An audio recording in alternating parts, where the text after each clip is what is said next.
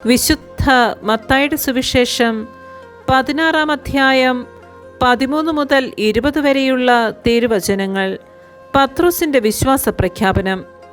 യേശു Caesarea Philippi പ്രദേശത്ത് എത്തിയപ്പോൾ ശിഷ്യന്മാരോട് ചോദിച്ചു, മനുഷ്യപുത്രൻ ആരെന്നാണ് ജനങ്ങൾ പറയുന്നത്? അവർ പറഞ്ഞു, ചിലർ സ്നാപക യോഹന്നാൻ എന്നും മറ്റു ചിലർ ഏലിയ എന്നും വേറെ ചിലർ ജെറമിയ അല്ലെങ്കിൽ പ്രവാചകന്മാരിൽ ഒരുവനെന്നും പറയുന്നു.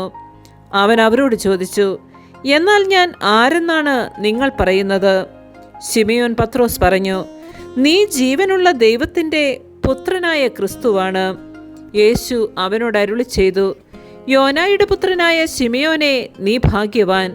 മാംസരക്തങ്ങളല്ല, സ്വർഗസ്ഥനായ എൻ്റെ പിതാവാണ് നിനക്കിത് വെളിപ്പെടുത്തി തന്നത്. ഞാൻ നിന്നോട് പറയുന്നു, നീ പത്രോസാണ്. ഈ പാറമേൽ എൻ്റെ സഭ ഞാൻ സ്ഥാപിക്കും. നരക കവാടങ്ങൾ അതിനെതിരെ പ്രബലപ്പെടുകയില്ല. സ്വർഗരാജ്യത്തിൻ്റെ താക്കോലുകൾ നിനക്ക് ഞാൻ തരും. നീ ഭൂമിയിൽ കെട്ടുന്നതെല്ലാം സ്വർഗത്തിലും കെട്ടപ്പെട്ടിരിക്കും. നീ ഭൂമിയിൽ അഴിക്കുന്നതെല്ലാം സ്വർഗത്തിലും അഴിക്കപ്പെട്ടിരിക്കും. അനന്തരം അവൻ താൻ ക്രിസ്തുവാണെന്ന് ആരോടും പറയരുതെന്ന് ശിഷ്യന്മാരോട് കൽപ്പിച്ചു.